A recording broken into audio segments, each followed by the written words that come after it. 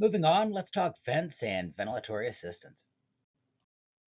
This is an essential nursing intervention, working to maintain adequate airways, ensure adequate ventilation, and ensure adequate oxygenation. Nurses assist all patients in maintaining the airway, and ensuring oxygenation and ventilation is among our top priorities. Let's begin with just a little review of the A and P. The function, obviously, of the respiratory system is going to be gas exchange, bringing in oxygen and expelling carbon dioxide.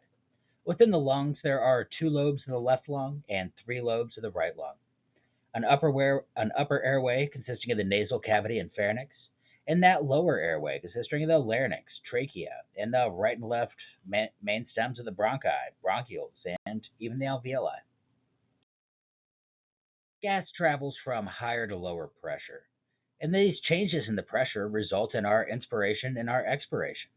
When your diaphragm contracts, it decreases the pressure within your that closed space of the pleural cavity, which forces the pressure from the atmospheric air to allowing it to rush in. There are four steps to gas exchange. First is ventilation, which is the movement of oxygen and carbon dioxide in and out of the alveoli. The second is diffusion of these oxygen and carbon dioxide at the pulmonary capillaries. Third is the oxygenated blood perfused or transported to the tissues. And four is the diffusion of that oxygen and CO2 that occurs at the cellular level within the body. If you remember last semester in MedSurg 1, we talked about the hypoxic drive in COPD patients and how, in a normal, healthy person, the act of respiration, that stimulus to breathe, is stimulated by receptors and elevated carbon dioxide levels within the body. Though for COPD patients, unfortunately, that is not as effective due to their chronically elevated levels of carbon dioxide. So they're falling back on their oxygen receptors and getting that stimulus from hypoxia and lack of oxygen. The work of breathing is an important concept, as the increased work of breathing can result in respiratory failure. The amount of effort required to maintain ventilations can greatly increase, and that respiratory patterns can change automatically. That work of breathing increases, more energy is also needed to be expended by the patient just to do something you take for granted in breathing. When you hear the term compliance, we're talking about the stretch or elasticity of the lung tissue. The compliance of the lung is best measured under static conditions with no airflow and is achieved by instituting a 2-second inspiratory hold maneuver with a mechanical ventilator. The static compliance in patients with normal lungs usually ranges from 50 to 170 milliliters. The dynamic compliance, on the other hand, is measured while gases are flowing during breathing. It measures not only lung compliance, but also airway resistance to the gas flow. The normal value for this dynamic compliance is somewhere between 50 and 80 milliliters, though can be affected by disease processes. Resistance, on the other hand, is the opposition to flow. This is increasing airway resistance that may result in reduced lung volumes and inadequate ventilation, and can be affected by airway diameter, bronchospasms, or increased secretions. When looking at lung volumes and capacities, you want to assess the baseline function, as there are several volumes and capacities that are important to understand when discussing mechanical ventilation. Some of these volumes and capacities include things like tidal volume, the functional residual capacity, or the volume of gas remaining in the lungs at a normal resting expiration, and vital capacity, the maximum volume of gas that can be forcefully expired. Moving on, let's talk about assessment. Some of our important factors are going to come from their health history, such as tobacco packs per year, an occupational history, sputum production, shortness of breath, oral and inhalant respiratory medicines, over the counter drugs, and even allergies such as medications and environmental allergies, as well as a last chest x ray and tuberculosis screenings. We're also going to look at our physical examination, such as an inspection of the head, neck, fingers, and chest, accessory muscles, sternal retractions, nasal flaring, symmetrical chest movements, open mouth breathing, or gasping breaths. When assessing that respiratory rate, tachypnea is defined as anything over 20 breaths per minute, and bradypnea is anything under 10 breaths per minute. Next, let's talk abnormal breathing patterns, starting with Cheyne Stokes, which is cyclical rapid breathing followed by apneic periods. I would act these out to you, but I had to stop and re record as I was getting lightheaded. Though we can find videos on YouTube or other demonstrations if you'd like. In the case of Biot's breathing, this is going to be breathing in clusters, whereas Kussmaul's are going to be deep, regular rhythmed, rapid respirations, where apneustics is gasping respirations. We may also incorporate palpation to evaluate things like chest wall excursion, tracheal deviation, chest wall tenderness, subcutaneous crepitus, and tactile fremitus.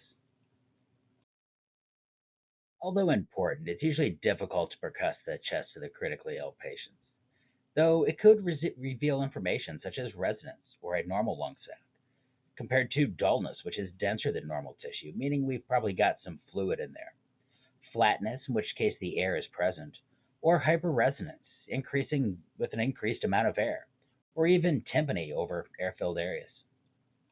Most importantly, we've got auscultation. And this is where we assess breath sounds, the presence of adventitious lung sounds, and voice sounds with our stethoscope. We want to make sure we've got a quiet environment. Use a systematic approach, using front and back, making sure we've covered each lobe of the lung. Using a systematic assessment of these breath sounds, we'd begin with normal or bronchial, brachiovesicular, or vesicular, versus the adventitious or abnormal breath sounds. Things like crackles, bronchi, wheezes, pleural friction rubs, or stridor. Next, everyone's favorite is arterial blood gases. I'll post my breakdown as well. I'm also happy to post the much larger video from last semester as well. If you'd like to review ABGs, you feel like you're still struggling it, we can go through that. Though I do have my quick 5 minute ABG video from last term as well. Seems like everybody's keeping up pretty well, but if you want any more practice, let me know. I've got a lot of material on ABGs I could send your way. For oxygenation, the PaO2 is the partial pressure of oxygen dissolved within the arterial blood. A normal value is going to be 80 to 100, though this can be decreased in the elderly. The oxygenation measures an actual content of what is saturation of hemoglobin, being the SaO2 or SpO2. Continuous pulse oximetry is also common. ABGs are just another form that aid in this patient assessment and must be interpreted in conjunction with the patient's physical assessment findings. Two terms to be aware of as we move forward are going to be the difference between hypoxemia versus hypoxia and differentiating between those. By hypoxemia, this is decreased oxygenation of the arterial blood, whereas hypoxia is decreased oxygenation at the tissue level itself. Another term you may hear is the oxyhemoglobin dissociation curve, and this refers to the relationship between the PaO2 and SaO2. And shifts of this curve can deal with the acidosis, affecting the release of oxygen to the tissues, or alkalosis, where the hemoglobin holds on to the oxygen. Let's review a little further on the association between ventilation and the patient's acid base status. The pH, in simplest terms, is the measure of the acidity or alkalinity of the blood, and it has that normal range of 7.35 to 7.45. And the body's going to take drastic steps to do everything it can to maintain that pH between that very narrow window.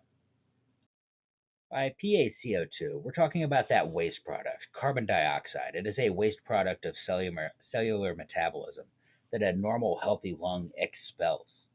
And when that carbon dioxide is dissolved in the blood, it takes the form of carbonic acid, and it's one of the major acidity at play, especially in our respiratory acidosis. In this case, that's a condition that results from decreased respirations, in which the patient is not able to expel that carbon dioxide, and the carbonic acid remains in the blood. On the opposite end of that would be respiratory alkalosis, which is only going to occur in times of rapid respirations, things like fear, panic attacks. You ever see like an old sitcom from the 90s? The person's having a panic attack and they have them breathe into a bag. The reason they're doing that is to recapture that carbon dioxide.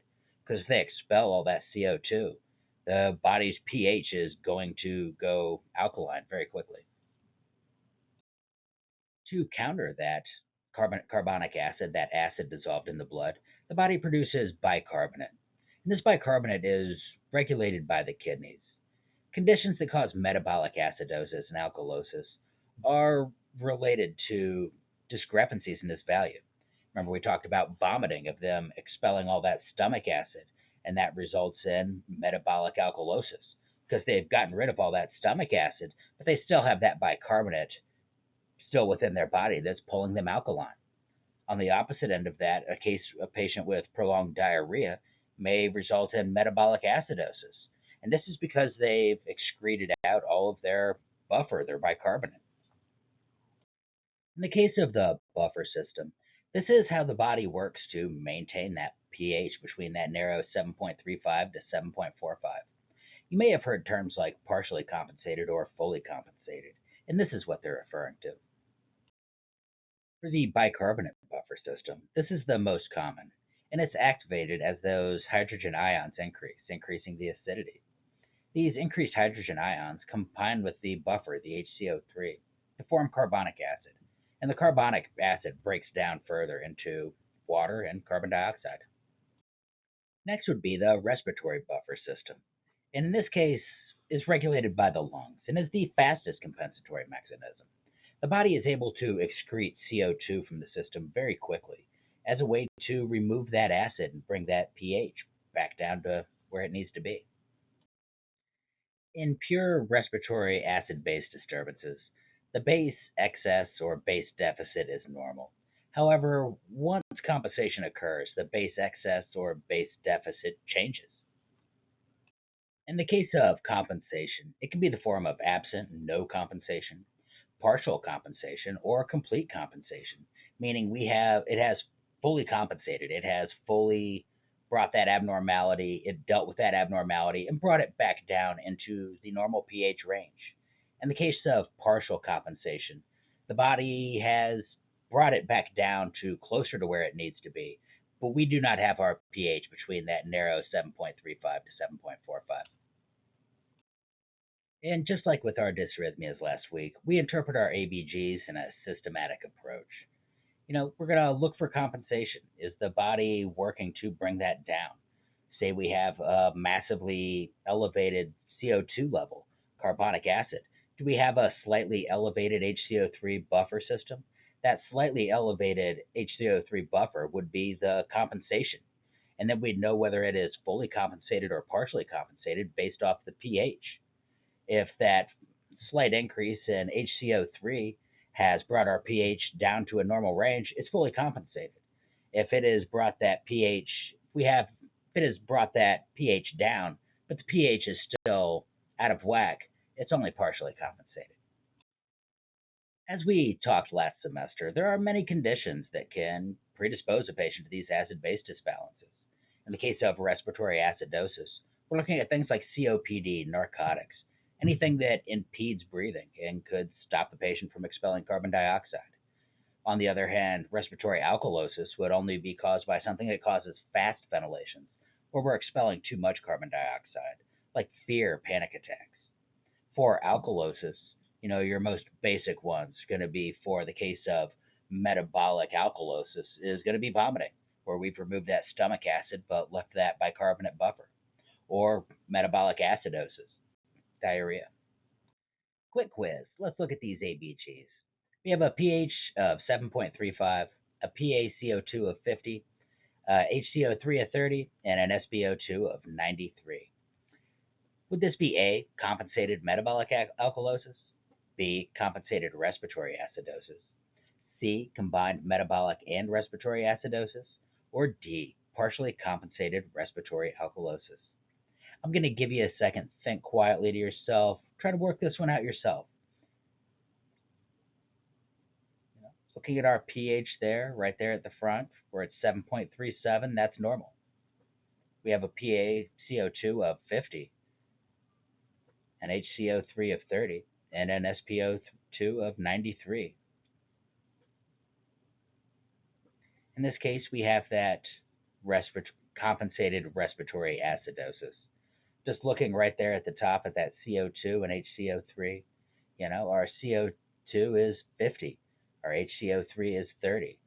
This patient has respiratory acidosis, It slightly elevated that HCO3 buffer to compensate. And then we want to decide whether it's partially compensated or fully compensated. We look right there at that pH of 7.37, where it has brought that pH back within normal limits. Keep in mind, these ABGs, while we did work on partially and fully compensated, we're just adding one smaller step to the ABGs you did very well on last term. Once we're looking at there, we're just looking at which one is further off. Another major clue is going to be the patient's situation. If we're sitting there with a patient with COPD, with a elevated CO2, an elevated HCO3, from there we can very that's going to be a very major hint that it's respiratory acidosis. And then we just need to look right there at that pH to determine whether it's partially or fully compensated. And now let's talk oxygenation. We all know what a pulse oximeter is, an SpO2. This is commonly used instead of ABGs because it's going to be rapid, can be used continuously, very easily right there at the bedside. One thing to keep in mind is the SpO2 measurement may be higher than the actual SaO2 reported by the ABG, and this can occur due to abnormal hemoglobins. End tidal CO2 is another tool we could use to ensure that gas exchange is taking place and carbon dioxide is being expelled. You must compare these values with the ABGs and use them for trending. And the values tend to be 2 to 5 millimeters mercury less than the PaCO2. Another option may be a calorimetric CO2 detector, and these actually fit over the end of the ET tube, endotracheal tube, and will change colors in the presence of carbon dioxide, indicating that gas exchange is taking place. In the case of oxygen administration, there's going to be a lot of different devices that could be used depending on the patient's condition. Devices can deliver low, less than 35%, moderate, 35 to 60%, or high, over 60% of oxygen concentrations. Humidification may also be used to prevent the patient drying out. High flow nasal cannula is a relatively new device that provides higher concentrations of oxygen than a typical cannula. The effect of oxygen administration is monitored with pulse oximetry as well as the physical assessment. In some situations, endotracheal intubation is often needed to maintain the airway and deliver that mechanical ventilation. Nasotracheal intubation is rarely performed, secondary to increased risks of sinusitis, otitis media, or even pneumonia. The only indication for a nasotracheal route is if the patient cannot be intubated orally because of oral trauma, surgeries, or an atypical upper airway anatomy. Here we have a diagram showing how intubation occurs and how that tube can actually be inserted just below the vocal cords with that balloon inflated, and we have taken complete control of that airway. Quick quiz. Which is an advantage of nasotracheal intubation? Would that be A, easier to remove secretions from the tube? B, less likely to kink? C, more comfortable for the patient? Or D, reduces risk of sinusitis? And I think we just covered this one. That answer is going to be C. It is more comfortable for the patient. Nasotracheal intubation is going to be more comfortable and it's going to be much easier to perform oral care. It also does unfortunately come with that risk of sinusitis and infection is much higher with the nasotracheal route.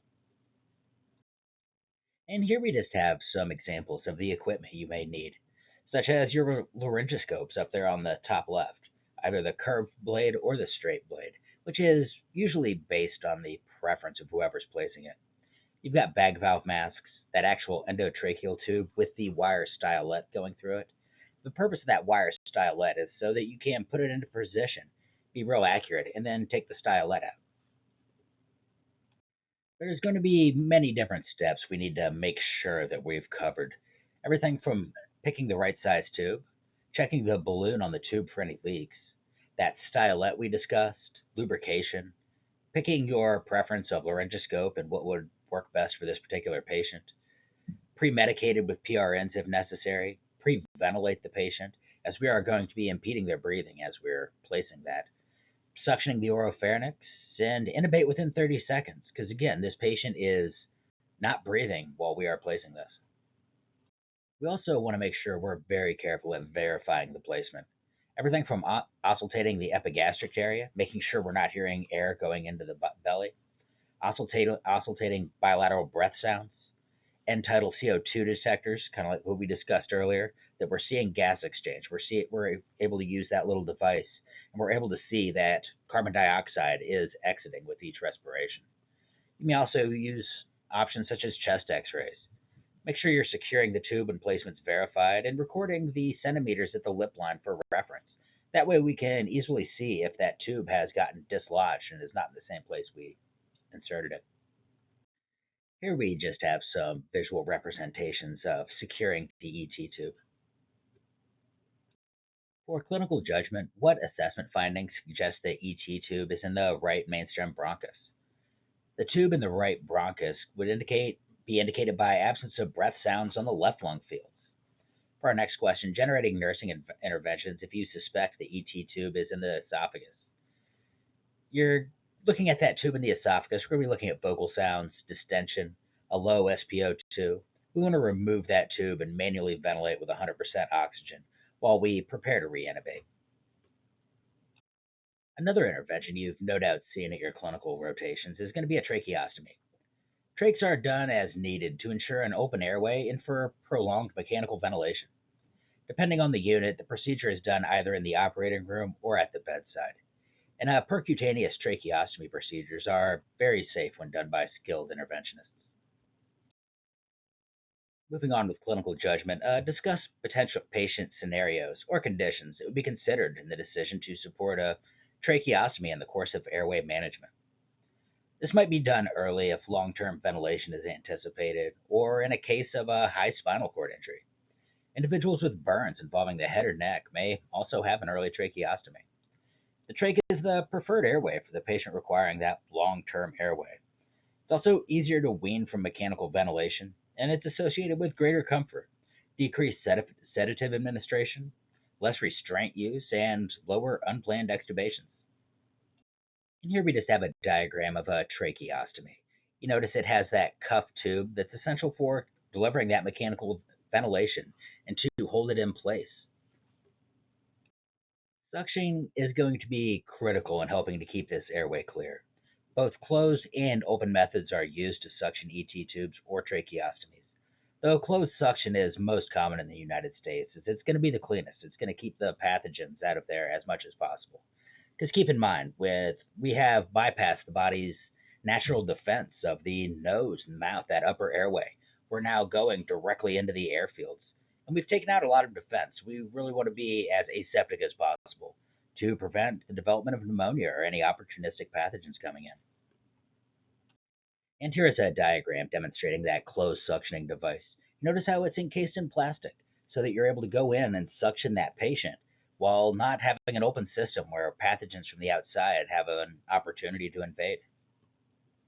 Other indications for ventilation include hypoxemia, hypercapnia, or progressive deterioration, such as increasing respiratory rates or increased work of breathing.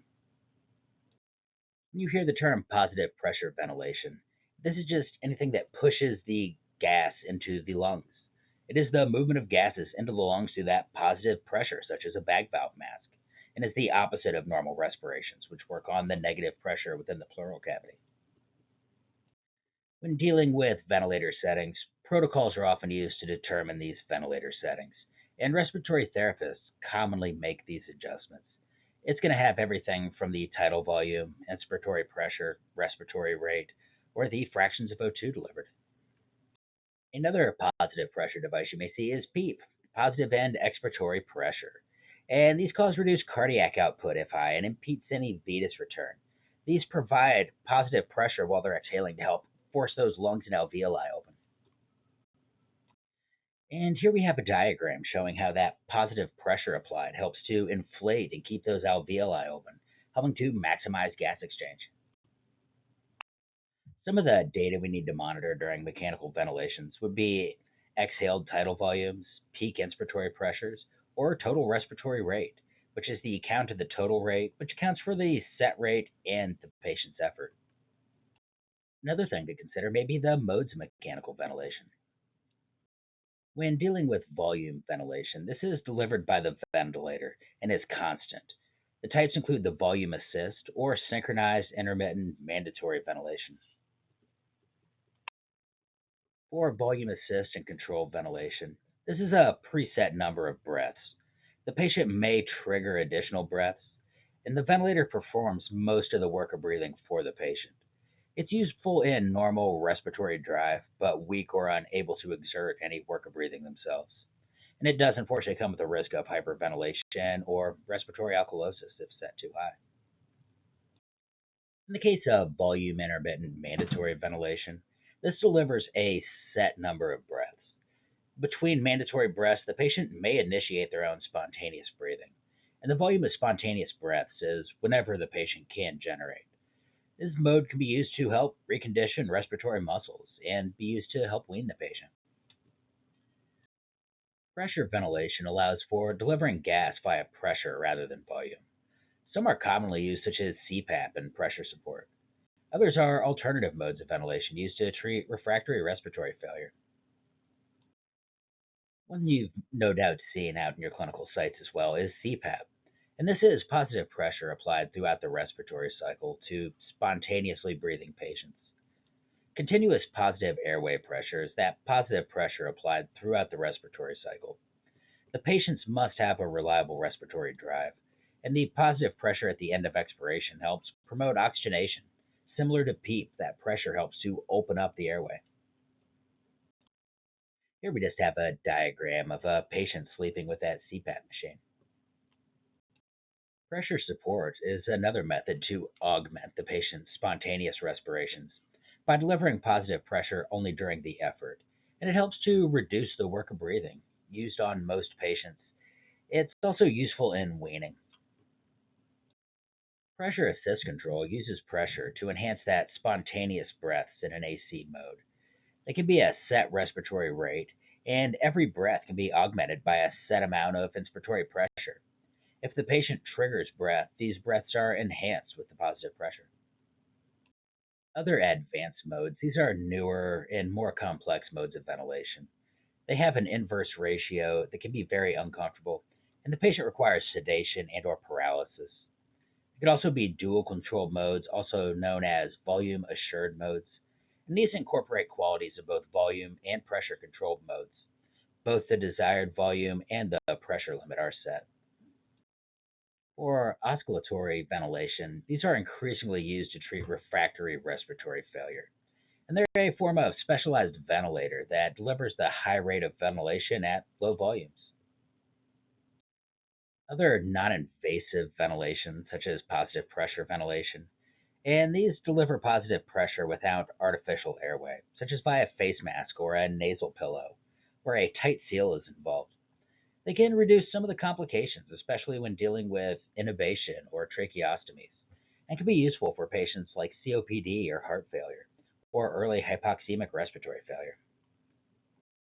These nasal positive pressures could be a nasal CPAP, nasal BiPAP, and used in conjunction with portable ventilators. And again, they require that tight seal of the mask and an intact respiratory drive to be able to be effective. Here we just have a diagram showing that nasal mask that's used for a nasal CPAP. Quick quiz. Which patient would probably not be a candidate for that nasal positive pressure? Would that be A, acute pneumonia, B, heart failure exacerbation, C, drug overdose, or D, asthma exacerbation? That answer is going to be C, drug overdose with shallow respirations. The patients need to be able to engage in ventilation on their own. The patient with a drug overdose is likely not able to protect their own airway and initiate sufficient ventilation effort.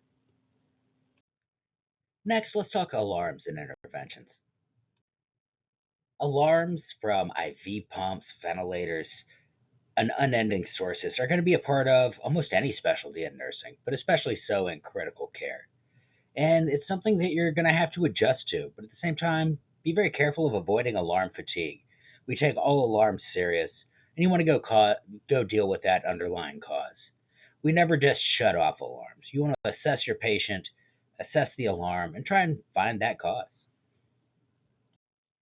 There's going to be many different types of alarms, from high peak pressure to low pressure, low exhaled tidal volume, low minute ventilation, high exhaled tidal volume, high minute ventilation, or even apnea. The nurse assesses a patient with an ECT and a mechanical ventilation whose high peak pressure alarm is sounding. What is causing this alarm? Would that be A, anxiety, B, biting or kinking of the ECT tube, C, disconnected ventilator circuit, or D, the patient not initiating any breaths? And that answer is going to be B, biting or kinking. This is going to be a common cause of a high pressure alarm. Some common complications are going to be that ECT is out of position, an unplanned extubation, laryngeal or tracheal injury, oral or nasal mucosa and skin injury, dysphagia, aspiration, stress ulcers, or even delirium and anxiety. Unfortunately, trauma can occur secondary to mechanical ventilation, with types including barotrauma and volutrauma, and can be life threatening. Examples would be things like a pneumothorax or a tension pneumothorax, and can be detected with high mean airway pressure, decreased breath sounds, tracheal shift, subcutaneous crepitus, or hypoxemia.